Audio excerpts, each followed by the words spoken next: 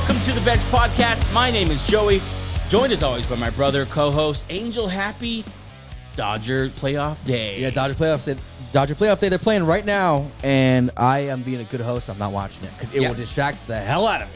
So much news to get in, though, to this week. You see on the screen there, we're being joined, special guest, full show, Greg Fry. How you doing, buddy? Yeah, Kia boys. Good to see y'all. Ready to go. Let's do it. Greg from Down Under joining us. First full show. Very excited. Yep. And with us for top 10 rankings. I would like to see Greg's thoughts on my top 10. We will get to the top 10 rankings, but first we'll get to the news. A lot of news. I don't know if you heard, there's a couple big trades that happened. The NFL trades now. That's cool. I mean, it was just a wild week. Superstar wide receivers, quarterback changes. Tom Brady owns a team. Jerry Jones. Much happening. And then Jerry Jones. Jerry Jones is just a moron.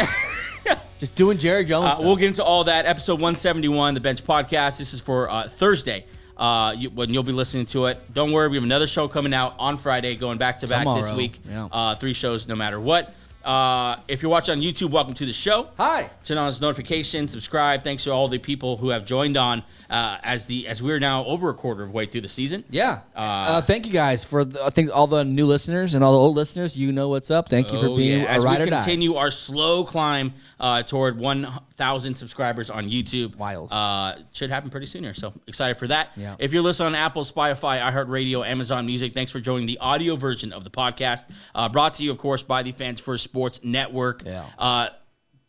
Follow the show, Between the Show, on Instagram, X, and TikTok. Search at Bench Show to follow us on there. And, of course, you can find Greg and his articles and his picks and really the whole Greg show on benchshow.com, home of the Bench Beat, articles on fantasy, fandom, and all things NFL. Greg, how you doing, buddy?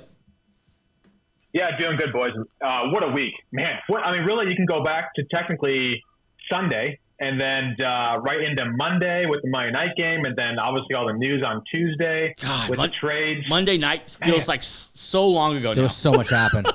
Yeah. No kidding. So much has happened. It's only Wednesday. This is a lot of. Yeah, this is a very heavy week. Both of those teams vastly different from when we last saw them. Yeah. Aaron put on his GM hat after he took off his helmet and did some work. He worked the phones. Oh yeah. We'll get into all that. Let's get into the news. This segment is brought to you by UltimateAutographs.com. Have you ever wanted to own your very own piece of signed memorabilia?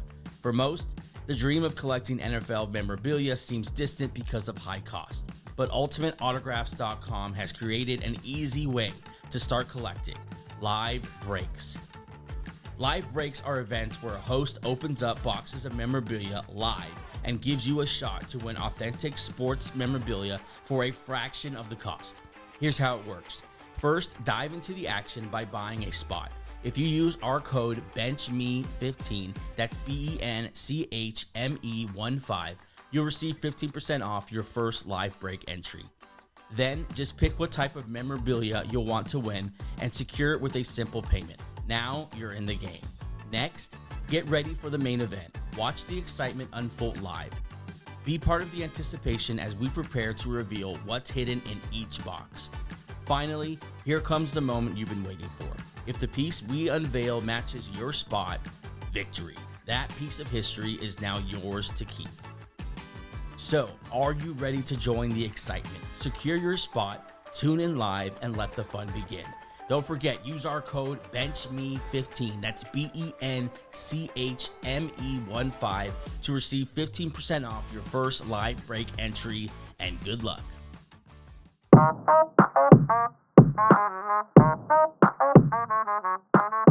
Okay, let's get into the news. Of course, brought to you by UltimateAutographs.com. Go check them out. Enter a live break to win a jersey, a helmet. We have to get something from there. Yep. Everything's what's it called? Certificate of authenticity. Okay. Everything's legit. Nice. So go check them out. Use the code that you'll find in the description to get 15% off that first entry. Let's get into the news here. Commanders. Standout defensive tackle Jonathan Allen is feared to have suffered a significant pectoral injury that will require season-ending surgery. Allen is getting a second opinion. Huge loss for Washington. As we have, as time has passed, we have now found out this actually is a torn pec. He's actually out for the season. And so Jonathan Allen. Tough. Yeah, I was thinking about this, and I was thinking, man, it typically, not that it wouldn't matter, But the Commanders are trying to make the playoffs. Yeah, that defense wasn't great, but you knew you could rely on Allen and Payne, those defensive tackles in the middle, to at least be good to generate pressure. And they move them around inside, outside, on that D line. This it's a bummer because they're like one of the few guys I've seen like all the regimes of the Redskins, of the football team, and of the Commanders. They've been through all of it, and now they're finally good. And then he gets hurt. This stinks. Yeah, bummer for the Commanders. You got to imagine they want to keep that defense just. We know we're not good. Let's just keep as many pieces as we can to maybe just that can make a play. Yeah. Jonathan Allen, definitely one of those guys. Yeah, that's tough. Let's move on here. Raiders are completing a trade. This is the big news of the week. Completing a trade for star wide receiver Davante Adams to the Jets. Back, of course, with his good buddy Aaron Rodgers. All right, this story broke, and it didn't surprise anyone, but it still felt kind of like Christmas morning because it finally happened. Davante Adams, finally a Jet. Finally with his boy. Seems like Mike Williams might not be another team, but he might as well just turn in his gear because your time in New York's done, buddy. They really screwed him. That's the second time this season that he's been called upon in the last play of the game to make a play. Aaron Rodgers throws a bad pass on the inside shoulder of a back shoulder fade, and it's Mike Williams' fault. Yeah, I mean, the way Aaron Rodgers explained it was, I guess it would make it Mike Williams' fault, but it certainly seemed in the moment like Mike Williams was doing an okay job. But anyways, Greg, at any point, did you believe the Antonio Pierce and the Raiders when they said, we might not trade Davante Adams? No, and here's the thing. You get reports now today coming out that he's going to play, is it Sunday night against the Steelers? Yeah. Like, magically his hamstring's okay now, or whatever the issue was. Hamstring is just it's all right. Operating 100%. Yeah. Yeah, ready to rumble now. So, no, it was all a smoke screen. I don't know why. I mean, I guess we'll never know, but it always felt like kind of the Jets. I think the Saints were in the running early on, but they have no cap space, so that wasn't going to happen. Right. It just felt like he was going to the Jets. So I don't understand what the purpose was. It's just, I think he was done. Pierce knew it. The Raiders knew it. And who knows? Maybe the Raiders might just be tearing this whole thing down, and maybe Crosby's next. Who knows? But yeah, no, he was always leaving. This is classic Raiders. They did this with Randy Moss. Every player that goes there, they don't win there, and they go somewhere else. The best player they've ever done that with was Charles Woodson. He's a Raider now. He had to leave there to win a championship. Then came. This is a little Packer now. Yeah. So he had to leave the Raiders to become a Packer to win a championship. Came back to the Raiders. Yeah. But this is as much as it's a great sign for. We'll do the Jets side, but real quick, the Raiders side. This just. What a failed operation of because 2 years ago, the point of this whole thing was we're going to build this AFC West to compete with Patrick Mahomes. We're going to remember, they got Chandler Jones that year. Right. You got Davante Adams that year. And then now it's all blown up. And am I crazy to think this is actually a pretty good move for the Raiders? Like, it was no future for him there. I mean, only a third, though. You conditional. I mean, if they make a deep playoff run, it'll turn into a second. That's what I think the holdup was. I think I think they wanted a second. And they settle for a conditional third. Yeah. But the caveat would be that the Jets took on all of Adams' salary. Yeah. And which is not typical in these trades. Also, if you don't think Aaron Rodgers is running that team, you're high. Yeah. As soon as Mike Williams made that play again, the next morning they traded for Davante Adams. Details on the trade: the Jets are sending a 2025 third-round pick that become a second-round pick. I believe it's just a deep playoff run if he's on, I think, in the AFC Championship game and the Super Bowl becomes a second. New York takes on Adams' full salary. A couple more details to see there on the screen. Davante Adams' base salary, $16.8 million, and also a little over $500,000 per game active roster bonuses. Jets take on a prorated portion, comes out to a little over $11 million.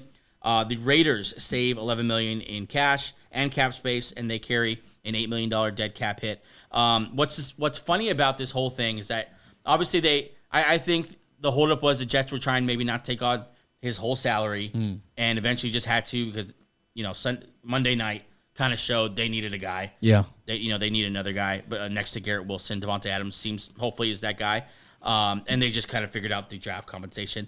What's funny about this is that not only is the hamstring all of a sudden okay, I feel like we were being a little bit, if I can use the term, gaslit by not only Antonio Pierce but Davante Adams a little bit because not 24 hours later, Davante Adams posts a picture of two pairs of custom Jets cleats with number 17 on them. Yeah. This had been... So either he got these done in 24 hours, or... He's a phenomenal tailor. Homeboy knew about a week ago. He's got a shoe guy. I'm going to be on the Jets. I'm going to take Micaiah Corley's number. And poor kid. Like, it's just kind of wild. Like, this was going to happen the whole time. Yeah. Davante knew it. Aaron Rodgers knew it. They just need to figure out the competition. Right, let's talk real quick. Greg, X's and O's. What does this do for that? Because I thought the offense looked a lot better on Monday night. Obviously, they didn't win, but it looked a lot better. What does this do X's and O's, like, in your mind for this, Jets offense? Well, yeah, I think the huge, and to me it was eye-opening or just very easy to see. They had a running game Monday night. Breece Hall was rolling on Monday night, and so I think if that continues, listen, I think it's a great addition. I think in the short term, Rodgers is happy now. I mean, listen, when Aaron Rodgers is ticked, he's ticked. And everyone knows it. The media knows it. The team knows it. We all know it. Yeah. So this trade is going to help Rodgers. His emotions will be good. He'll be in a better attitude. So I think it helps. I just think now it's weird, but you look at the defensive side of the ball now that Salah's gone, and they did not look good Sunday or Monday night. Right. And so it's like, did you just flip-flop your strengths? I mean, time will tell, but I just feel like now, like with this addition too, that probably leaves Reddick on the outside looking in, just salary cap wise. Like he's probably not going to get signed. So to me, it just seems like okay, it's a Band-Aid on a bullet wound, and I just think that shout out to Morgan Wallen. Help. There you go. Morgan Wallen has a song called "Band-Aid on a Bullet Hole." Sorry. Big Morgan Wallen fan. Sorry. So, I just think that. It helps, but it doesn't make them this, like, am I confident saying, okay, yeah, they're going to beat the Chiefs or even beat the Bills in January? I'm just not there yet. Yeah, like part of me wants to get really excited, but they have bigger problems than wide receiver, obviously. And I think I think they've shown they can move the ball really well between the 20s if they commit to that running game and with Garrett Wilson. I think Garrett Wilson, is a great between the 20s type receiver. Or, a first and second down receiver. But I think when you need that guy to line up one-on-one and make a big catch and beat a guy, I think that's where Davante Adams is going to come in. I think Davante Adams is going to score a ton of touchdowns. Yeah. He's going to lead the league in red zone targets. He's going to pick up all the big third and fourth downs. And I think that element will be good. But I think Greg's concern with this defense is something no one's really talking about. Like they haven't been great all year. They looked worse on Monday night without Robert Saleh. And I think that obviously he's not coming back in the building. Yeah. And so you have Jeff Ulbrich, and he needs to fix it. And if you can't fix that, you don't have a chance. I don't care what receivers you're lining up. Also, you're asking Ulbrich, this guy who's interim head coach, not only fix the defense, but also lead the team. Like, it's a lot different now. Yeah. Like, if he was just defensive coordinator, hey, fix the defense, he could kind of lock in. Now he's trying to lead this group of men and Aaron Rodgers, who's also trying to lead at the same time. So it's going to be interesting. Honestly, I'm a little more optimistic on their chances now. I think the offense looked pretty damn good. I think with Davante Adams now, it's a pretty complete offense as far as playmakers. Like, Garrett Wilson has really gotten a rhythm going. Now you add Davante Adams in the red zone. I think I'm more optimistic, but like you said, I'm definitely optimistic. Like the team that they lost to also got good. We'll talk about it later, but I think now they finally got up to the level, but now you have to take it to another level. Also, Greg, let me ask you: is it too little, too late? They're 2-4 now. I don't know why. Well, why didn't they? If this was in the realm of possibilities for them, why did they wait until they basically now have to go 9-2 to make the playoffs? Yeah, really hard. Yeah, so listen to their schedule to close out the rest of the year. So this is 11 weeks to go, 10 weeks to go. Yeah. So obviously they got the Steelers this Sunday night. Tough. Now listen to this. You got the Patriots. You got the Texans at home on a short week. So maybe you get a break there with Texans traveling. Then you go out to Arizona. After that, they never leave the Eastern time zone the rest of the year. They come home again after the Cardinals. They play the Colts at home. They get a bye week. Then they get the Seahawks at home. Then they go on the road to the Dolphins and Jaguars. And they come back home against the Rams and on the road against the Bills, and they close out with the Dolphins again. So you asked if it's too little, too late. Maybe it's the perfect spot. They play no one. I'm not terrified of that schedule at all. You have a lot of winnable games there. No. Yeah, for sure. Miami twice. That's a winnable. Yeah. Patriots are Patriots. You have Seahawks who are winnable now, kind of fraudulent. Yeah, I could. Wow. Yeah. Good for them. Yeah, I guess adding Davante Adams, like if you're, how do I say this? Like if that's not the team you are now, you're not going to win a Super Bowl anyway. Yeah. Like if you're not a 9-2 team from this point on, then what's it for anyway? Like, like it's almost like it's all or nothing right now. Like if you either just become a Super Bowl contender or you're completely wasted this year and it's time to revamp next year. Yeah, that's it. It's all or nothing. Davante Adams can play a couple more years left, right? Yeah. But anyways, I think slam dunk trade, the Jets are going full jet. Go all in, baby. So Davante Adams in. It looks like Mike Williams out. Mike Williams is supposed to be now, according to Jordan Schultz, available for a trade after they acquired Adams. Signed a 1-year deal, and it just hasn't worked out for Mike Williams. I think 75% of that on him, 25% of that on the Adams, the Rodgers / Hackett / offense combo. It just wasn't a good fit. Hasn't worked out. He hasn't been great. The connection with Rodgers hasn't been great. The time to move on. Yeah. Go back to the Chargers. Why not? You saw the Steelers are already recruiting him. I don't know why you recruit Mike Williams, but why not? Why not? Let's move on here to another big story. Speaking of the Steelers, in a move that took me for surprise. And I think from what I see on Twitter, a lot of people surprised with this move. Plan to give Russell Wilson first-team reps all week long, and it sounds like going to make his season debut and start Sunday night against these Jets that we just talked about. Even though Pittsburgh currently is 4-2, and Justin Fields seems to be playing just fine, 10 touchdowns with just 1 interception. The offense has looked good at times, bland at times, and then great sometimes. Like it's never been terrible. It's just been kind of a mixture of good to touching greatness every now and then. Yeah. But apparently Russell Wilson's calf is now healed, which I don't buy that for a second. Fully healed. But now here we go. Russell Wilson's going to start Sunday night against the Jets.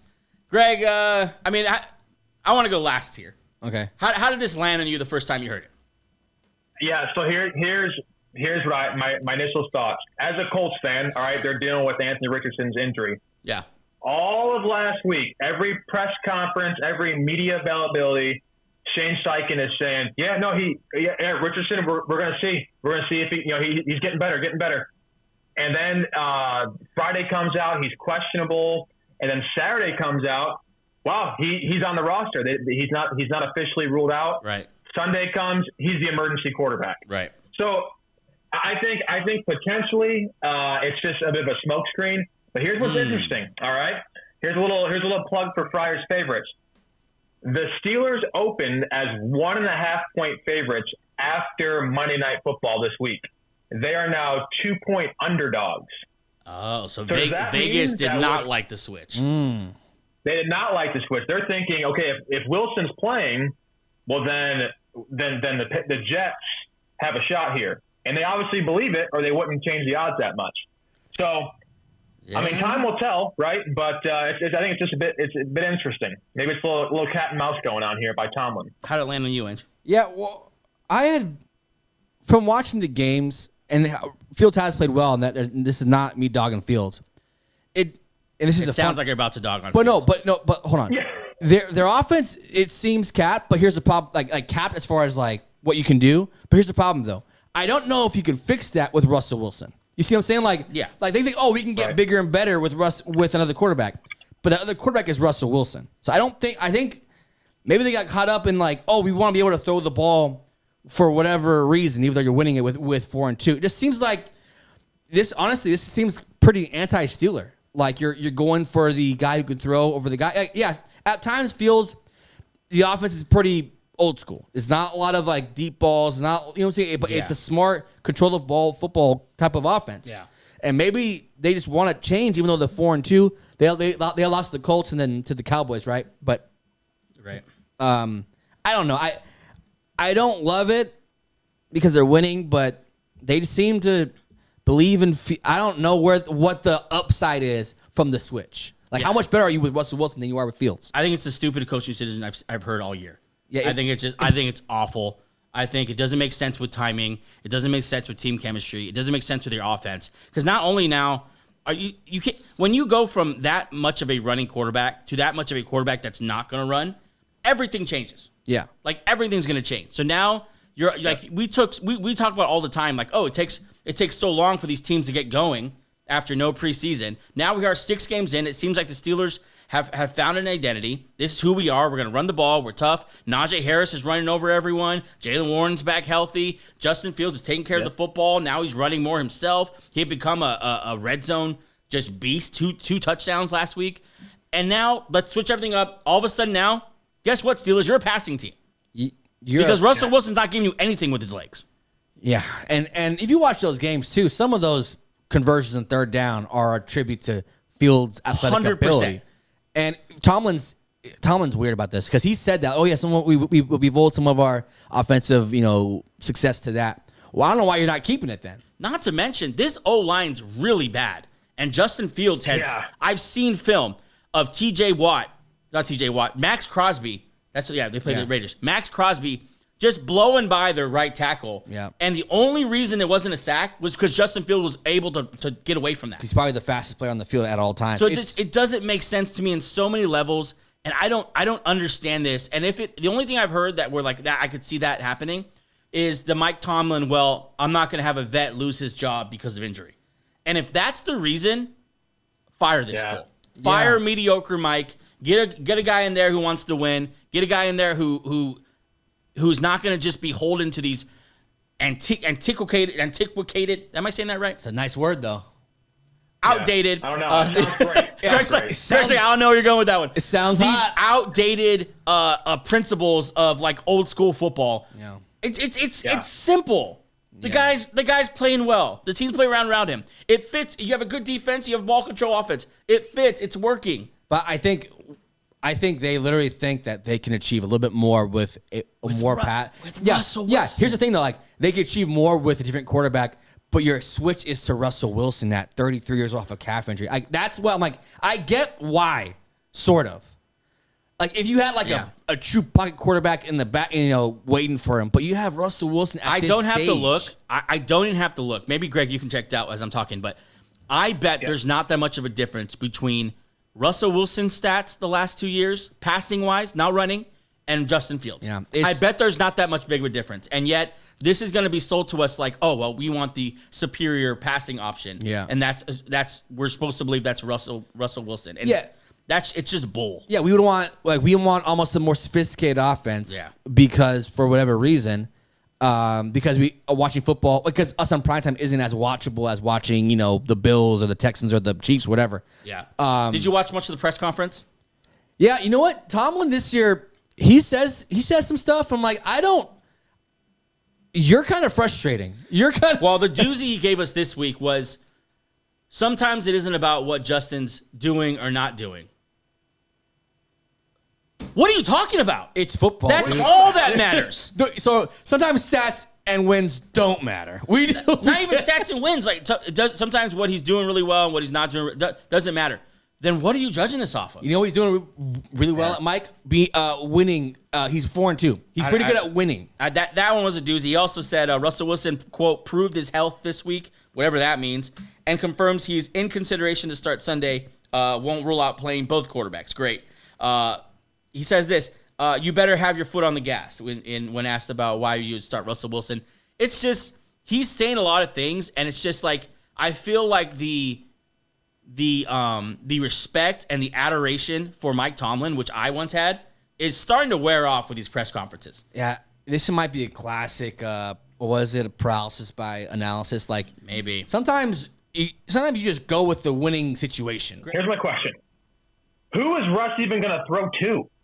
George Pickens and Van Jefferson. Maybe they want to unlock George Pickens. I don't know. That's Pat Freiermuth. I just don't understand. It makes zero sense. Zero sense to me. And coming from a guy who's watched Russell Wilson for the last 2 years, he's not lit it up. Last year, I think 24 touchdowns or 26 and 8 last year, 16 and 11 the year before that.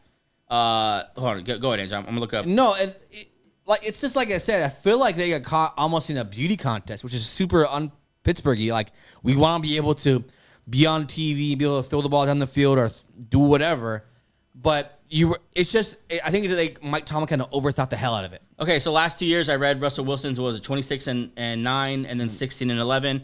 Last 2 years for Justin Fields, 16-9 and 17-11. Seems about the same to me.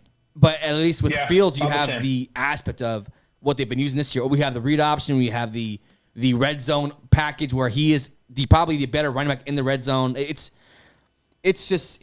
dumb. I don't get it, and I don't agree with it. I don't want to understand it.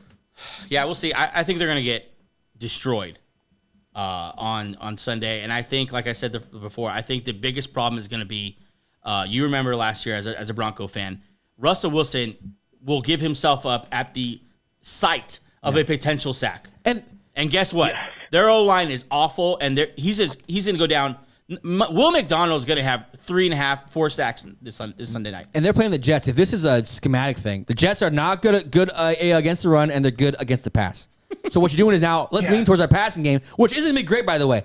George Pickens is great. He can't do all 4 things in a row and have Sauce Gardner and DJ Reed on him. It doesn't make sense. And also, what doesn't make sense? Okay, now once Russell Wilson doesn't work, you're gonna ask Justin Fields to come back and start. And then you want, it's a disbelief in Fields, no matter what they say. This is them telling us we don't believe in Fields as much as everyone else does. Do you, Greg? Are you strong enough with this where like you should start questioning Mike Tomlin's job? Oh, absolutely. The only thought I've had that potentially could be, maybe if you want to call me a conspiracy theorist, maybe they know that one of these quarterbacks are not going to be on the team by the end of the season. Oh. So you get Wilson out, and if you believe in Fields, okay, pick who you want to get believe in. They want to get some film out so they can trade one of them, because you cannot do this the rest of the year. You'll lose a locker room. I hadn't thought about that. You'll lose a fan base. Well, you'll lose. Man, it's so hold on. It's so counterproductive. Hold on. Which team would? If Greg is right, that would be I think you should keep Justin Fields. But if maybe you got to the point where you're thinking Justin Fields is good, we like him, not going to win a Super Bowl with him, because at this stage, what did Justin Fields go for? A 6th-round pick? Mm-hmm. That conditional. What do you think you get for Justin Fields right now? Probably more than that. A 3rd, a 2nd? But where would you put him? Like, what team is that needy for a quarterback? Miami's the first thing that jumps on me. Yeah. Oh, shit. Yeah. Miami's pretty good. You put Fields in there under a Mike McDaniel offense and Tyreek Hill and Achane. That's the coolest offense in the league. I can see Oakland going for him. Or not Oakland, Las Vegas possibly. Raiders, yeah. I mean, that would be pretty genius, but it just seems I don't know. It's annoying to me. It's finally working out. Why does no one like this guy? No one likes Fields. Because Joey, he's horrible on the field. You hear great things from his teammates. It's been nothing but professionalism through a terrible Bears organization, and now into this, I believe, mismanaged Russell Wilson, Justin Fields thing. Yeah. And you've never heard him pop off. He doesn't make cryptic Instagram tweets. He just plays. He plays works ball. Out. And I can't wait till someone gives this guy a chance. Fun times in Pittsburgh. Get ready for a shootout. Let's move on before I blow a head gasket here. Another trade that happened this week that was a big deal for a team that played Monday night. The Browns are sending wide receiver Amari Cooper to the Bills. There's been whispers of this, and you kind of had a feeling that Monday night's game was going to shake up things for both of these teams. Yeah. Like the Bills were either going to prove they need a receiver or they don't. The Jets, the same thing. And it looks like both of them came out of that game thinking, all right, we need to go get our guy. Yeah. If you a follower of bench, obviously, in week 4, I said that they needed an alpha. Or week 5. No, week 4. They needed an alpha because they needed someone, just like the Jets did, on those critical downs, on those 3rd downs, when things are getting kind of messy, where we can just rely on this guy to move the chains for us. Yeah. Amari Cooper has been the most... he's kind of like the Fields of wide receivers. Why doesn't no one like Amari Cooper? Yeah, he's been traded a couple times now. The Browns got him, of course, for a 5th-round pick, famously. And now, 2 years later, get a 3rd back for him. But that's Jerry Jones. No one's better than Jerry Jones. Yeah, and on Twitter, I don't know if you saw, on Twitter, Cowboy fans were begging for Amari Cooper. He goes for a 3rd and a 7th round pick, and third and 7th round pick. The Bills get back Amari Cooper and a 6th round pick. You see there on Instagram right after he posted move or rust, which in the grand scheme of like on your way out tweets, I ranked this pretty low. He could have got stronger than this. Move or rust. I mean, I get it, but come on, man. It matches him. He's a pretty boring guy. This is a pretty boring tweet. Yeah. You know what I'm saying? Yeah. Like, you know what I'm saying, though, right? Yeah, he could. I think he could have pulled like a Drake tweet, a Drake quote. Or something. Just go get a rapper's quote or something. Just go on Instagram. Everyone does that. Just move or rust. Move or rust. Sure. Move or rust, Amari.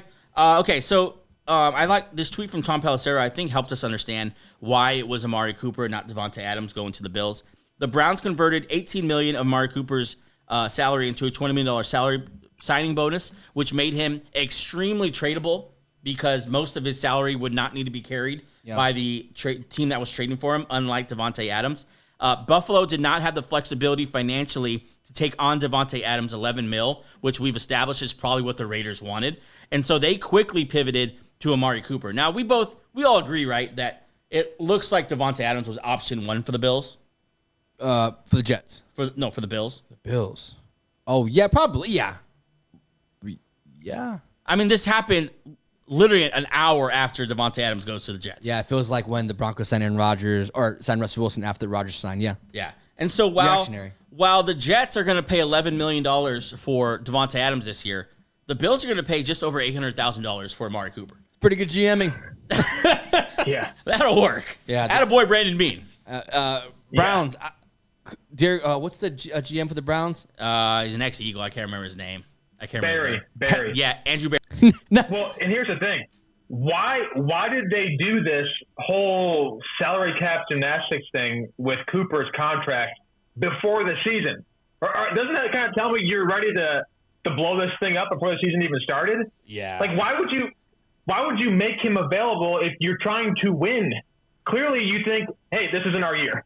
So let's make him available just in case it gets real bad. Right. Then we can trade him. And that's exactly what happened. Yeah, they were hedging their bets before the season started. Maybe because they probably seen enough with Deshaun Watson to know, like, all right, because the owner shelled out the biggest check in NFL history for this quarterback, we got to play him. Yeah. Like David Adams said before the season, like, they're going to need to pretend that it's working when it's not because of what you paid this guy. Yeah, Browns fans killed us for that. But Andrew Barry knew, like, this thing's headed down.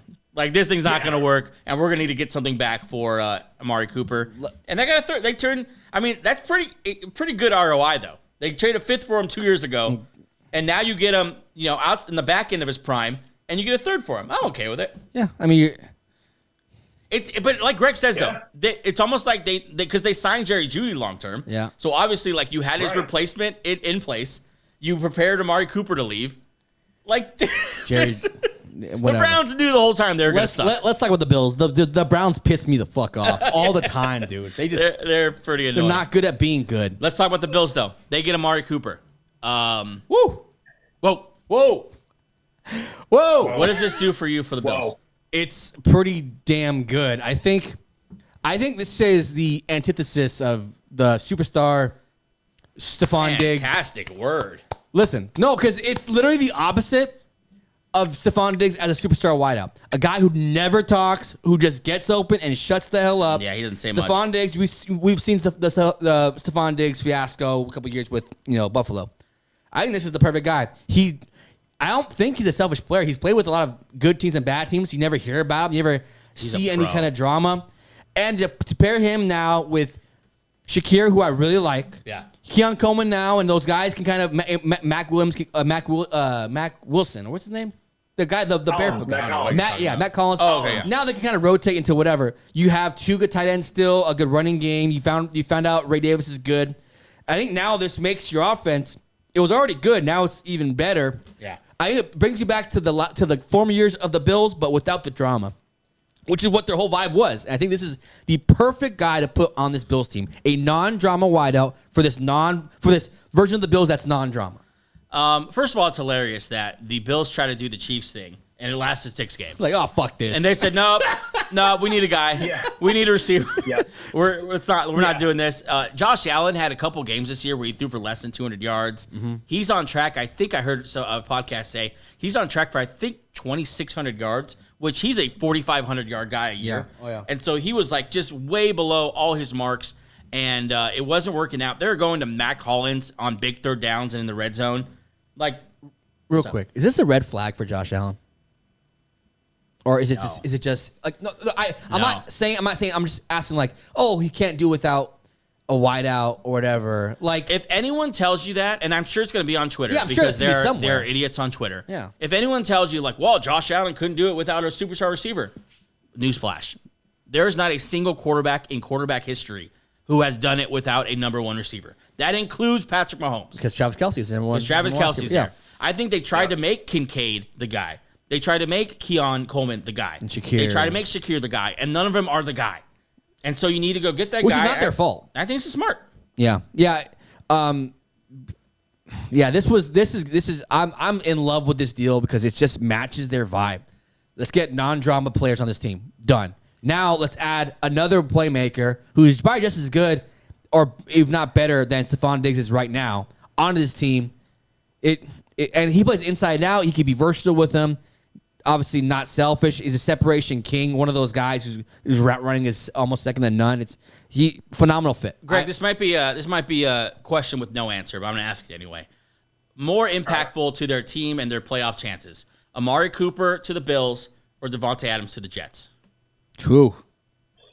Oh, I'm gonna say Cooper to the Bills because it unlocks something they haven't had this season. They've had a run game, right? Right. Surprisingly, Cook has been great, but now you add Cooper to that. Whereas I think yes, Davante Adams is a weapon, but you still had Wilson there the whole time, right? And you still had a threat there.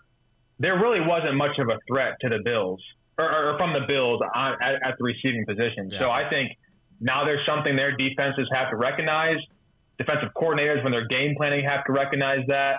And listen, Cook's going to come back. I think that was weird he didn't play on Monday night. It was kind of random and just out of nowhere. So I think he'll be back this week.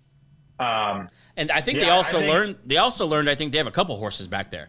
Ray Davis looked pretty good. Ray Davis looked really good. Yeah. And now I think you can almost, if this injury, continues, now you can just say, all right, Cook, maybe you're not the workhorse guy, but we have a guy who could do the between the 20s kind of stuff. You might have a great combo on your hands there. With those I think they kind of fell into it, honestly, and then now they've signed Amari. So remember, it wasn't that long ago that the Bills were, in most people's eyes, the best team in like football. And now you add this guy who's going to be good. I think it's just a slam dunk. But for your question, I probably would lean the Bills because now it makes them to a different tier. Yeah. It brings their offense to a different level where you could unlock full Josh Allen now, where he has that guy we can. Go ahead. Yeah, listen to this. Okay, next 4 games for the Bills: home to the Titans, at the Seahawks, yep, home to the Dolphins, at the Colts. That's a 4-0. Yep, that's 4-0, Greg. That's 4-0. Yep. So and then here it is. Then right after that Colts game, at home, Sunday Night Football against their kryptonite, the Chiefs. Oh yeah. So they will be ready. You have enough time to get him acclimated to the system, to Josh Allen. You have 4 weeks or so. That means by then, DeAndre Hopkins will be fully integrated to the Chiefs' offense. Hopkins or somebody. Hopkins or Christian Kirk. They'll have their guy by then. No, Treylon Burks. Come on, Treylon. It's not going to be Treylon Burks. Come on, Treylon Burks. I believe in you, buddy. Listen, I think it's more of a chance that Ridley goes to the Chiefs than it is Hopkins. He gets no target. He's got like 9 targets the whole season. He's so miserable there in Ridley Tennessee. or Boyd even maybe. Oh, he's miserable. But that gives them a nice kind of 4 games against very winnable winnable teams. Yeah, that's Bills, man. Good for them. That's just good GMing. That's just knowing what kind of player you need. I'm sure you could have kept Stephon Diggs, but where would you have been now if you would have lost? Imagine if you guys would have lost and Stephon Diggs would have been there crying about targets. The vibe would have off. It would have been insufferable. And now I guarantee you're not going to hear a word from Amari Cooper the entire year. All right, boys, let's kind of quickly move through a couple other stories here in the news here. Lions giving Alim McNeil 4-year deal worth $97 million, 55 guaranteed. Big money for the big man. Drafted this guy, developed him. This is why the Lions organization is where it is now. They are killing it on all fronts. They lose Hutchinson, and they say, you know what? Let's re-up our other young buck on the D-line, and let's keep this thing rolling. Yep. We always say on the show, good GMs, draft them, sign them. if they're good, obviously. Yeah, love it. I want to, on the back of that, I know it's not in the right order in the slides, but on the back of that, did want to tack on, Jeremy Fowler did report that the Lions have checked in on Hassan Reddick. Greg, Hassan Reddick to the Lions. Does that help you in their loss for Aiden Hutchinson? And we haven't got your take on the Hutchinson thing yet. Talk about all that. Yeah. Does it help? I think it helps, but I think they are looking for something bigger. I think you look at like this would be crazy, but I think like a Myles Garrett. I think you got to find a team that's bad. Like I think they can make a run at Crosby. They can make a run at Garrett. They can find somebody. This is their window. Picks don't mean anything to them at this point. Draft picks, the draft doesn't matter to them.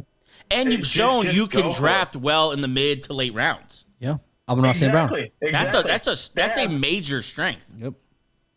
Yep, they have. And here's the thing: their picks this year are going to be low in the rounds, right? It's going to be a 28 to 32 pick probably in the first round. So you're taking a chance anyways at that position in the draft. As far as Hutchinson getting hurt, man, that's awful. I think he's one of the. I mean, I don't know the guy personally, but he sounds like one of the cooler dudes in the entire league. It's sad. It's the tibia and the fibia. I mean, that's a massive injury. So I just hope that he. Yeah. I mean, I just hope I hope he's just better. I hope he can just overcome it just from a physical standpoint. I mean, you're talking like career altering stuff there that like that's just not a simple like hairline fracture. I mean, that's a big deal. So I mean, to that point, I don't think enough people are talking about that. Like, I think the only injuries that tend to scare us are the Achilles, ACL type injuries, but we've seen very good athletes break like bones. We think, oh, clean break, it'll heal, they'll be fine. But we've seen like athletes, maybe in other sports. I'm thinking of like Sean Livingston, if you remember back then, him just shattering his leg, never being the same guy. Or recently, Tony Pollard, when he came back, he was not the same. Took a minute, and now he's finally back. Yeah. How about Gordon Hayward when he was with the Celtics? Remember he snapped his leg at the baseline there? Exactly. He was never the same. Yeah, it's a bigger injury than people give it credit for. Right. But it's a mental thing, too. Yeah, true. It's very much a mental thing. Greg, to your point, I felt the same way when Hassan Reddick was being floated out there. I didn't think it was enough. I think they need to go for a game wrecker guy because you already needed pass rush help. Yeah. Now you take this all-pro level defensive end off your team. You need to shoot for the moon. Like, you need to bring in a superstar and another guy. I'm thinking Max Crosby. I like that you mentioned Myles Garrett. You know who might be available? It might be pretty gettable is either Khalil Mack or Joey Bosa if the Chargers want to get rid of that money. Sure, as a second guy. No, I'm saying like if like you need to take shots at everybody. Yeah. So I think this would be nice if Judon was still available, even though he's not really done great in Atlanta. I was going to say, how about the guy that went before Hutchinson in the draft that year? How about Trayvon Walker from the Jags? Ooh, he might be available. He's not signed. Angel doesn't like him. He's not signed to a big contract either. No. Or his teammate, Josh Allen, might be available as well. Interesting. Right. Jaguars. Maybe both of those guys. Jaguars fucking suck. Go see the trade for both of those guys. Jaguars suck. Jaguars don't need them. No, they're fine without him. They can win. They can lose just fine without him. Tom Brady, now officially approved by NFL owners as a limited partner of the Las Vegas Raiders. A 5% stake is official. Was voted on by the owners, and now Tom Brady is part owner of the Raiders. Mark Davis on Tom Brady becoming a minority owner. Brady can't play quarterback for us, but he can help us pick the quarterback of the future. And so, sounds like Tom Brady's going to have a hand in personnel, which, listen, a couple weeks ago, I don't remember, we were having a discussion, I said the Raiders need a guy between Mark Davis and the personnel decisions. Why not Tom Brady? You know what this reminds me of? John Elway. John Elway. He came in there. They needed someone who knew football but knew the business side. He came in there. Yeah, he couldn't draft the quarterback, but then he signed Peyton Manning and made it work and got them a championship. Greg, what are your if you're a Raider fan and you realize, okay, Tom Brady's probably going to be running the show now, you feel good about that, right? Oh, absolutely. Yeah, I feel good about it. If I'm Fox Sports, what are you doing? You just signed this guy a $380 million. You realize because of this now, he can't go to like production meetings. He can't meet with other teams. It's an NFL regulation. Right. He can't even. He is calling the Niners-Chiefs game this year or this Sunday. he cannot meet with a single player, so he's got no notes. This is so what is Fox doing? But yes, I love it for the Raiders. I mean, have mercy. At this point, anything helps. I think it brings some energy to the team. Maybe it helps with free agents to come there if they can find a quarterback. Tom Brady's playing chess. I mean, everyone's playing checkers. This guy decided, I want to buy part of the Raiders, but I don't want to spend my own money. Let me go get Fox's money, and I'll use that to be a part owner, and I got to do less work at Fox after that. It seemed like he never wanted to be a part of the team because he took a year off after he signed, and now he's like, fuck it, I'm out of here. After I take a year off. You know who also got to win with this? Greg Olsen. Greg Olsen's like, I fucking told you. I could have stayed with you. I could have been there. Greg's like, I'm looking pretty good now, aren't I, Fox? Yeah, not so boring now, huh, Fox? Jeez. Good for Tom Brady. He's going right back with Kevin Burkhardt as the number one crew. Yep. Just like that. Just awkwardly just slide him back in. Brady can't go. Oh, God, I think this is fun for the Raiders. Terrible for Fox, but I don't care. Good for Brady, good for the Raiders. I know we dogged him earlier, but this is the one move I'm like, I like this a lot. Like you said, someone in between Mark Davis, who knows football, but knows the business side. Obviously, he's a good businessman. I love it. Yeah. Last thing here real quick before we go. It came out today on Thursday that Coach Dennis Allen announced of the Saints, of course. Rashid Shaheed out for the year, most likely undergoing surgery on the meniscus. Yikes. And he was kind of having a breakout year. Let's take a quick break. When we come back, we'll get into Angels Heavenly Top 10, week number 6. Be right back. Quarterback Will Levis took out the poor guy's ACL. Let's stop right there. Okay. Moment of silence for ball boy who left the field writhing in pain. Moment passed. Go ahead. He threw a touchdown pass, and he proceeded to do Spider-Man webs into the crowd. Look, he been cooking it up all week. What an idiot. His run of meme, he's the most memeable quarterback I've ever seen in my life. He just never lets us down. He's good for the game. Yeah. We need an idiot like him.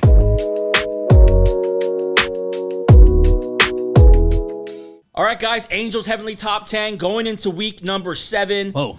It seems wild to say that, but week number 7, let's start here at the bottom. Back in the top 10, Atlanta Falcons, Kirk Cousins and the boys at 4-2. Yeah, they look good. They have, I think they're winning games close, and I like Kirk Cousins is heating up. Defense is good. Playmakers are finally showing up. I like this team. Commanders go down to the Ravens, but they fought hard, and they stick in your top 10, also at 4-2. Yeah, I mean, they were number 8 last week and lost to number 7 Ravens. I'm not going to punch them too much. And they're a good team. Jay Daniels still good, and they kept up with the Baltimore. They could have won that game. Bucks, it says 3-2. Are they 4-2? They're 4-2. Yeah, 4-2. And Baker Mayfield's throwing for a lot of touchdowns right now. Big's hot. The offense is hot. Chris Godwin having a career year. Defense is passable. They've been hurt on that side this year, but I like the Bucks. That's my team. Ravens, to me, are just hitting their stride. A monster has awoken, and his name is Derrick Henry. And yet, they said number 7 for you. You're kind of being cautious in their reintroduction to the top 10. Yeah, they're a good team. And I think they finally discovered how. I mean, they took like 2 weeks for them to discover, Derrick Henry's kind of fucking good. Yeah. Yeah. Green Bay Packers, 4-2 at number 6. Yeah, Jordan Love, hot quarterback. I don't care who's playing wide out. They'll make it work. This week, obviously, a big test, Houston, but I like this team a lot. Your top 5 did not change. It goes Bills, Texans, Lions, Vikings, Chiefs. Yeah, it's. I was fighting the Bills over the Texans, but Texans won, so that was the tiebreaker there. Yeah. But yeah, I think these teams are almost solidified in this spot until further notice. Like it's pretty safe to say. All right, there's version 7, Angels Heavenly Top 10. Greg, initial thoughts?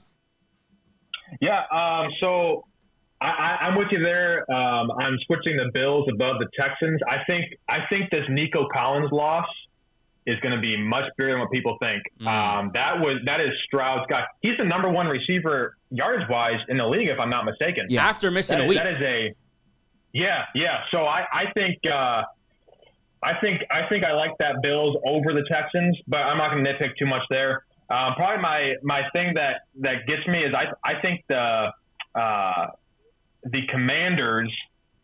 I think that game should have been worse than what the score was. I think the Ravens let them hang around. So I personally would have the Ravens higher, in my opinion. But yeah, I don't have too much to nitpick, I guess. I just love this Ravens team, man. I think they could beat the Chiefs right now. If they played again on a neutral site, I think the Ravens beat the Chiefs. Yeah, I'm big on the Ravens. I would have them higher. I'm big on the Ravens too. Yeah, I think they should be in your top 5.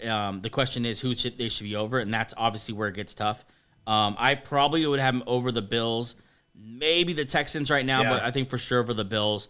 I think they are back to being that dominant regular season team, and we'll see if it works in the playoffs. But I'm down to give you a couple of weeks to kind of figure out who they are and be more comfortable putting in the top 5. Even though this top 5 is going to get harder and harder to put together. I mean, I was looking for a reason to switch it up. Okay, now hours. Greg's point about the loss of Nico Collins, because you have changed your list before because of players being injured. Yeah. Like when Jordan Love went down, Packers got taken out of the top 10 altogether.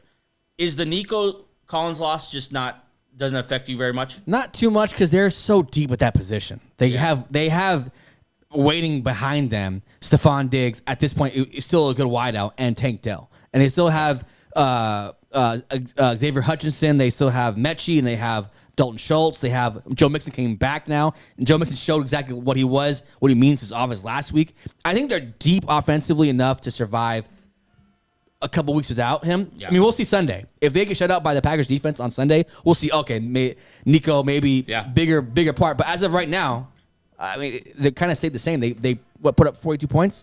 Or against the Patriots, yeah. So okay. Yeah, that's fair. I mean, I want to say, I think it's going to be really telling against the Packers to see how much that Nico Collins loss is actually going to affect them. I had a little bit of issue with the Commanders one. How long are we going to believe this Commanders thing? It's not real. I thought they looked good. No, I thought they looked good. I thought they looked good against the Ravens. Yeah, I thought they kept it. Or was it the Ravens? I think they kept it close. I think Jaden Daniels is the real deal. I think because of that, he's the only reason why they're kept up with the Baltimore Ravens. He was near perfect against Baltimore. Like I know they lost. I was so impressed that they were even in that game in the fourth quarter. I think Jaden Daniels is going to be a really good quarterback. I think he's having an incredible rookie season. I think he may have a better rookie season than C.J. Stroud had last year. Yeah, I think you cannot name another thing on this team that is above average. But yet they're 4-2, and they've. I get it, but we talked about their record before facing the Ravens. I think 6, or it was they're like 2-6. 6 wins combined by the first 5 teams they played. They play the Ravens. They get beat pretty badly. They did keep it closer than I thought. I'll admit that. But I think this is not a top 10 team. I think they have a 4-2 record, and that's kind of propping them up right now. But I think as they start to play harder teams, they're going to be exposed a little bit as just a team not good enough around a very good player to stick in your top 10. So I'm okay with you leaving them right now, but they're going to wear on me fast because it's almost like just how long do you want me to pretend with you that the Commanders are a top 10 team? Because I'm almost on my end with it. Yeah, that's Greg, you think it's harsh? No, I'm right there with you because here's the thing. They play the Panthers this week, all right? Right now they are favored by 8 points. Yeah, that's a big spread. Angel, do you think they cover that spread, win by 8 points or more? Don't put your betting shit on me. I don't want to be liable for you. Listen. Here's the thing though. They're top 10 in your these are your rankings. Yeah. Do they? If you're a top 10 team, that question I just proposed should be answered like that. Oh, well, okay. First off, yes. I'll answer it yes, as fast as I physically can. Yes, they'll cover the spread. It's gonna be a blowout. Okay, all right. I'm just saying if they don't blow out the Panthers, I don't see how they can't be on your top, or how they can be on your top 10 next week. So I'm saying just watch that game this week. Now, watch out for the Panthers. Listen, I'm wearing an Eagles shirt. Jason Kelsey is enshrined behind me. Eagles are a top 10 team. Right? Eagles are a top 10 team. Yeah. They're a top 10 team. I just don't understand how you're judging the Eagles because it was them and the Falcons, and the Falcons have the tiebreaker. They're very close. You know what it is about Philly I don't like, and this might be just because it's my list. I don't like it. What? Nick Sirianni. God, I just don't believe in Nick Sirianni. He has so little to do with who this team is though. Like this team is run by 2 coordinators, and Sirianni calls the timeouts and does the press conferences, and they're winning. they're winning, and I don't understand. Like, is winning the thing or like how you won? Well, all these teams have the same record. Obviously, Commanders haven't played Philly yet, so I can't judge that. The one you're dropping is Philly. Yeah, and the Falcons are above them. The Falcons have beat Philly. That's why I put them there. The Falcons are playing good, and I'd like the Falcons over Philly for that reason. That was tiebreaker. They're 2 very good football teams. I've been high on the Eagles a lot, But the tiebreaker was, okay, if they were to play, they did play, and the Falcons won. And since that time, the Falcons have looked better, and Philly has kind of stayed the same. I don't know. But we'll see. I mean, like I said weeks prior, the Eagles are so talented. The head coach might not even matter because they're so talented. So we'll see. Yeah, that's what I'm saying. Like, they're winning. You've said before you believe in their talent, and they're going to stay in your top 10 because of their talent. And they keep just relying those two things to keep winning games. Like when A.J. Brown comes back and Devonta Smith comes back, and yet they keep falling. Like, you dropped them once before, and you said it's because, A.J. Brown's back, gone, and he's probably going to miss a lot of times. A hamstring injury. Devonta Smith's gone. Lane Johnson's gone. All those guys came back after the bye, like I said they would, and yet they just keep falling. Now they're out of your top 10 completely, and they after a win. Yeah. I don't know. Do you think that they look good against the Browns? No, but I don't think that every team on your top 10, like, all their wins are super impressive. Yeah. Like I just said, the Commanders, all their wins have come against teams with combined 6 wins total. And I get what you're saying, but it was the Falcons or Eagles, and I picked the tiebreaker, which was when they played who won, and I put the Falcons. I think that's where... Well, then you should have made the change when that happened then, because maybe it's like, how long are they going to pay for that, by the way, very kind of fluky loss? If you remember what happened in that game. I mean, the Falcons have won that way all year, so that's not that too fluky that the Falcons won that year. Drops the ball at the goal line, and then Drake London catches the ball with like 30 seconds left on the drive. Like, it was a very... I mean, that's not an opinion about fluky. It was literally the most unlikely win statistically of the year. Falcons have been doing that all year.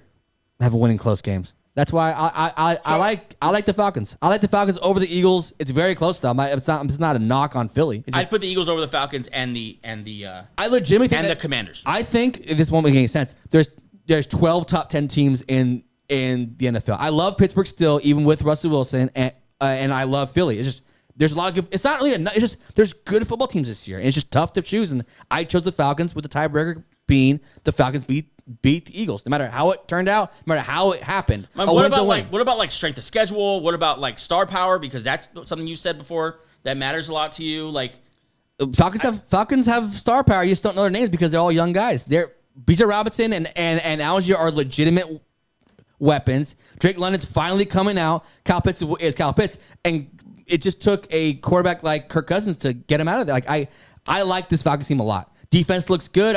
There's a lot about this team. They don't have a pass rush. They should be also looking for a pass rusher too. But yeah, I like this team a lot. Yeah, I mean, agree, disagree. I guess my knock on the Falcons is, okay, let's just say, for example, you swap that, right? You give the Eagles that win and then the loss. They go the next week, they lose to the Chiefs. They squeak one out against the Saints. They have to go to overtime with the Bucks. And then, believe it or not, the Panthers they hung around in that game last week. Like, it took a long time for the Falcons to finally put them away. Do you know the final score of that game? It was 38-20, but the last touchdown was like on a crazy fumble they picked up. I think they scored, or like a pick six or something. So I'm with Joe. They're not winning. Like, their wins aren't convincing to me. Well, they've beaten the Bucks, beaten the Eagles, and I don't like to do hypotheticals because it's impossible to argue hypotheticals. That's fair. But yeah, I mean, if they beat the Eagles, obviously, if they lost the Eagles, obviously it looked different, but they didn't. If they would have lost to the Bucks, they would look different, but they didn't. Like, they're winning games, and they look better every week because Kirk Cousins and this offense is finally getting healthy, getting organized, and it's not a knock on Philly. It's just that there are a lot of good football teams, and Falcons are a top 10 team.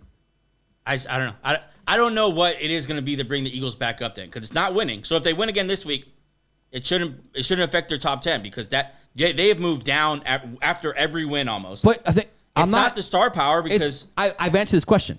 Like, them and the Falcons have the same record. Okay, you could the wins, whatever, you could try to quantify those wins for the amount of validity. Tiebreaker, when they played, who won? The Falcons. I'll take the Falcons. That's my tiebreaker. It's literally my tiebreaker. It's when they played, but they're not the only two teams in your top 10 that have played each other.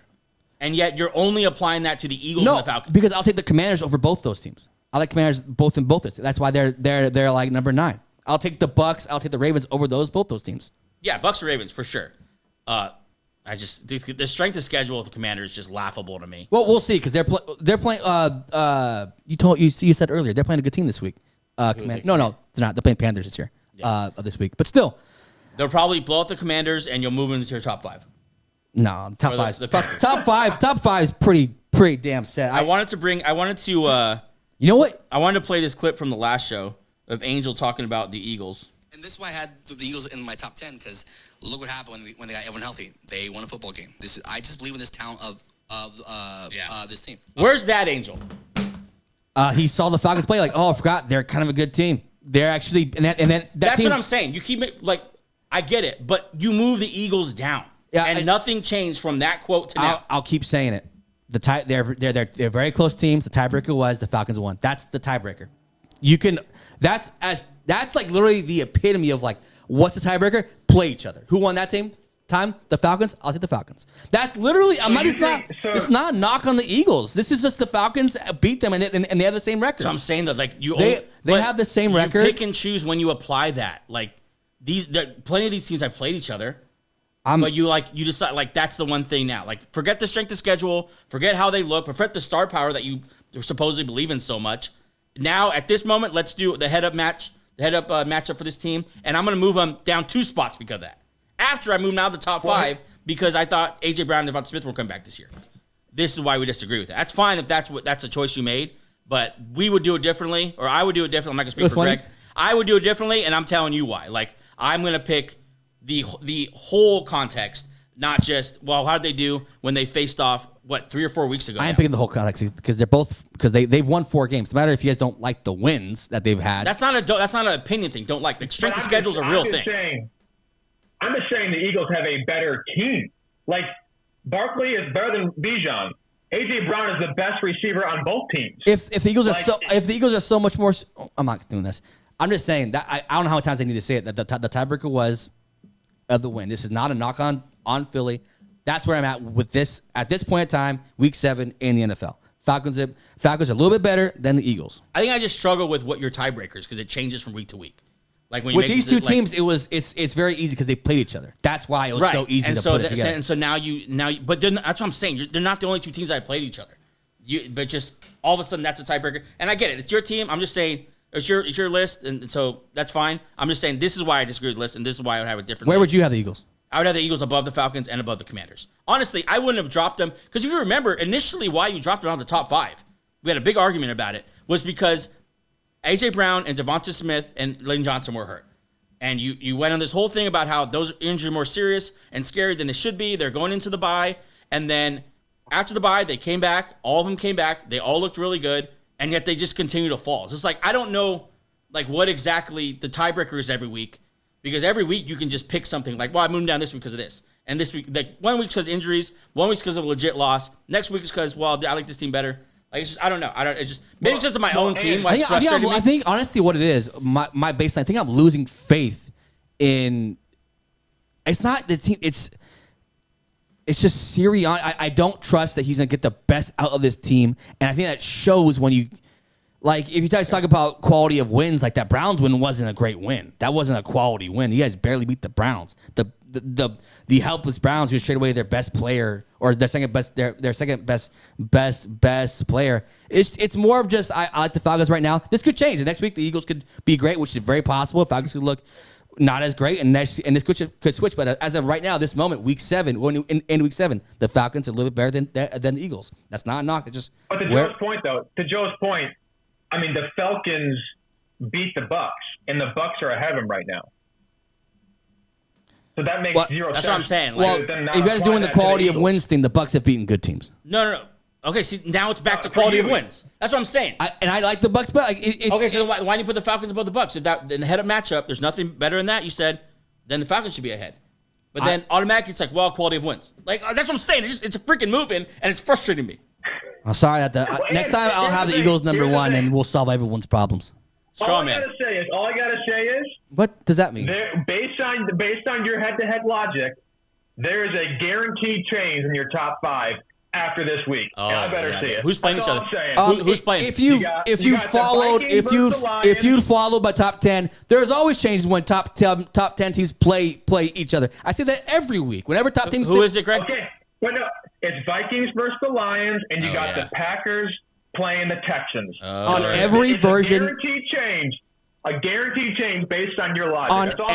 On every top 10 list this year, when a top 10 team has played another top 10 team, there has been change. You can go back and look at that. I take that very serious. Like you guys need to go back and look at every time a top 10 team has played another top 10 team and they've lost or won, whatever. I've changed it because that means a lot. I don't punish them too much, but it does mean a lot. Except for the Bucks and Falcons. Top 10, because since then the Bucks have looked good. The Baker's playing at like it's I don't. You guys are kind of trying to make the Eagles better but I'm trying to get you to justify moving down the Eagles every single week, and you keep changing why you did it. I just don't. I think the Falcons are better than the Eagles. I don't know how else you want me to say it. I think the Falcons are better than the Eagles. That's fair. You like them. It's your top 10. I get it. Apparently not. Everyone's every time I move on the Eagles, there's a big whole thing about it. Well, yeah. I mean, I'm not just going to take it. Because there's good football teams. And it's not their fault. And the Eagles are one of them. Like I said earlier, I'm like, there's 12 top 10 football teams in the NFL right now. That's my Steelers and Eagles are a top 10 football team, but there's only 10 spots and there's 12 teams. That's where I put them. Like at 11 is Eagles, 12 is Pittsburgh. That's just my list. But then why aren't the Steelers above the Falcons then?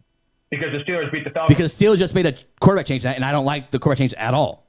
That's the biggest thing in football is quarterback. So, so you're switching now your logic to the roster. No, I'm switching quarterback because if you go from Fields to Russell Wilson, it's an obvious change. I am so glad I don't make this list.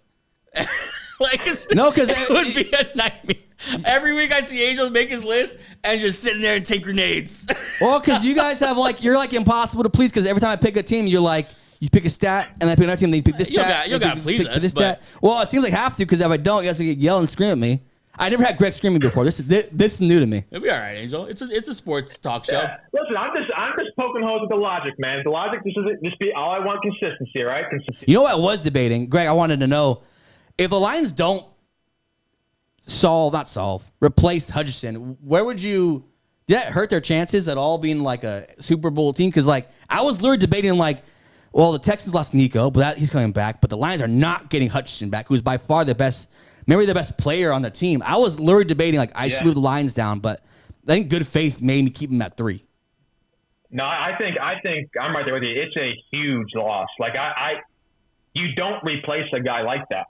There is no backup. There's no scheme.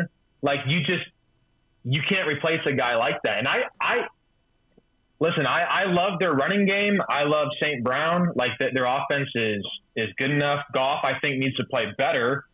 But it's a big deal. Yeah, I mean, the secondary kind of survived because of what Hutchinson could do to the quarterback. Right. Now there's a lot more stress on that secondary to play well. I'm telling you, I'll say this right now. Vikings win this game this week. Coming off a bye. What a good game, dude. At home. They will. I don't know. You can call it my pick of the week, my favorite. I think the Vikings beat the Lions, and it's might not even be particularly close. I think it could get away from the Lions. I agree with you. I think we're about to see what happens when I think the secondary is fine, but I think we're going to see what happens when you take a great pass rusher off a team, and all of a sudden now, here are the Lions having to guard Justin Jefferson, Jordan Addison, and Naylor. What's his first name? Jalen Naylor for an extra 3 or 4 seconds. Yeah. With Sam Darnold sitting back there in a clean pocket and Kevin O'Connell pulling the strings. I think it's going to be, at least defensively, they're really going to struggle. And then good luck scoring against that Brian Flores defense. Would you have moved them? Yeah. Would you have moved the Bills or the Texans above them after this, or would you have waited? This honest question. That was what I was. So much respect for the Lions, so much respect for Dan Campbell and what he can get out of his players, and so you want to believe it. So I'm okay with you leaving them for now and just seeing it for a week. I was literally I'm not going to go against Campbell. See it for a week, but it almost it just makes too much sense that it's not going to be able to get done without them filling that gap with someone or something. You know what's crazy is that he's such a good player. The only one to possibly fill the spot is the other great pass rushers, and I'm not sure how available. Yeah, Lions are in a tough spot, and it sucks because like it felt like this was their year. Yeah. And then before they kind of got into like the mid-season, I mean, they're now like stride. They lose their best player, maybe on the team, right? That's the best player on the team, probably. So it's gonna be real. I mean, if they lose Sunday, obviously that's a tough loss. But I like to see the snowball effect in a couple of weeks. What happens without Hutchinson on this defense? Yeah, I heard someone say it, and I'll say this to close this down. But I heard someone say this today. The Lions have to get aggressive with this. They have to be very, very aggressive and F them picks like the Rams say. Seriously. And just go and get and do what you need to do. If Max Crosby is at all available, go mortgage the future for him. Same with Myles Garrett, same with all those top end guys, and then go get another guy. Like that's what you need to do to keep the Super Bowl window open. Greg, is that it for that? If you guys, I'll just ask one question, kind of. If you had a choice right now, all right, you had to pick 3 teams out of that division to make the playoffs. That's another. Who's the missing team? Who's not making the playoffs? Bears. Without Aiden Hutchinson, I think the Bears and the Lions are a lot closer. That's such a good division. Because guess what the Bears have? Montez Sweat. Yep. And just an overall better defensive line. And Caleb Williams is getting better by the week. Williams is getting better. I don't think I'm there yet. I can't do that. I don't think I'm there. Listen, that's another great point I didn't even think of. It's going to be so hard to make the playoffs in this division. Yeah, because because the Packers are getting healthier, right? The Vikings are healthy, Aaron Jones, whatever, and then the Bears are just getting better, and they're only one game behind the Lions at what 4-1, 4-2, something like that. Yeah. So when do they play each other? Do we know that? Here, I'll look it up. I'll get it right now. Yeah. So it's there's only been one NFC North division division matchup so far. It's been the Packers and the Vikings, I think. But if you look at that division, the Lions start coming into their divisional play this week, right, with the Vikings. Then they play the Titans after this, but then it's Packers, Texans, Jags, Colts. The next 7 games, 5 of them are against the division. So you're going to be coming in this division gauntlet.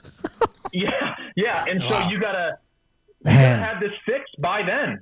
I think have to go out this week and get a guy. I think that'd be great if you can get the big guy. I think what I would do is I would get a repertoire of guys. I would go get Reddick. I would go get another guy. I would go get another guy. I'll get a bunch of fine plan B. Yeah, like go get a bunch of B-listers just kind of scheme them right. Because I don't know if you're landing. Because Raiders already came out and said they're not trading Crosby, but they could be liars. They just said they're not trading Davante Adams. We've seen that. So maybe Crosby. If they're Crosby, I'm like, oh, probably. Honestly, that might mean he's more available. That might mean his price got lower. Yeah. Price just went down. Garrett. They're selling off there. You know, if it wasn't Jerry Jones and if it wasn't the Cowboys. Michael Parsons, yeah. Michael Parsons would be a nice ad there. I think the most likely is the Jaguar guys. So I think the Jaguars are legitimately about to blow this thing up. True. And I think Josh Allen's probably more likely because Walker came in at 20 years old, if you remember that. He's still, I think, just 22 or 23. He's a kid. He's still super young. He's gotten better every year. He's actually the sack leader on that team right now, not Josh Allen. Yeah. So the ascension has already kind of started with Trayvon Walker. I think it's a perfect time to move on Josh Allen and that huge money contract. God, and I think it is a slam dunk move for the Lions both now and in the future. Because Hutchinson hopefully will come back. Next year you have both these guys and your Super Bowl window's it's open and hopefully you're at least getting there. Maybe winning, but at least getting there. Good luck, Lions. It's tough, man. This is how quickly your fortunes can change. You don't this NFL is crazy. One season, one week you're the best team in football. Next year, literally begging teams to trade you their best player because your best player just left. Think about that game on Sunday. I mean, they were literally toying with Dallas. They ran 3 plays with these eligible linemen from last year. Did you see that? I mean, Dan Skipper just doing the most unbelievable stutter step. Yeah. They had Sewell doing outs. Sewell didn't he do a flip or a hook and ladder? They had Sewell. They were trying to make a point because last year they called the flag on the linemen. They're trying to make a point about it. But yeah, it's Lions are a tough spot. They really are, and I'm telling you Love is only going to get better. I mean, you don't have to keep talking about the Vikings. I think Joe, you've mentioned this before on the show. I think that's the best coaching combo in the NFL right now. Yeah, I think O'Connell is I think there was like the McVay, the Steikens. Like that guy is brilliant offensively. Right. And then, I mean, Caleb is getting better. Caleb, you can't deny it. His passer rating is increasing every week. Like they have weapons. They have a great defense. Dude. Like, yeah. Keenan Allen's back. Sometimes you see these divisions. Yep. Seems like DeAndre Swift figured it out, and that defense just stayed steady. Yep. Sometimes you see these divisions every once in a while coming upon the NFL where you're like, it's just not fair. Everyone's good and someone's not going to make it, and that's not fair to the NFL. All right, that's Angels Heavenly Top 10 for week number 7. Thanks for doing that. Thanks for also always standing there and taking those grenades every time you present it's tough, and we love football, and we love the passion. We love you fans. I want to see I really want to see what the fans think of my list. I love throwing the grenades as well. But yeah, we'll post this sure list you do. on all social media platforms. You tell us what you think, what you agree with, what you don't. Greg, thanks for joining us today, buddy. Thanks, Greg. Yep. All right, guys. Have a great day. That's episode 171. We will see you on Friday with a brand new show. We'll see what happened on Thursday Night Football and also preview week number 7. Peace.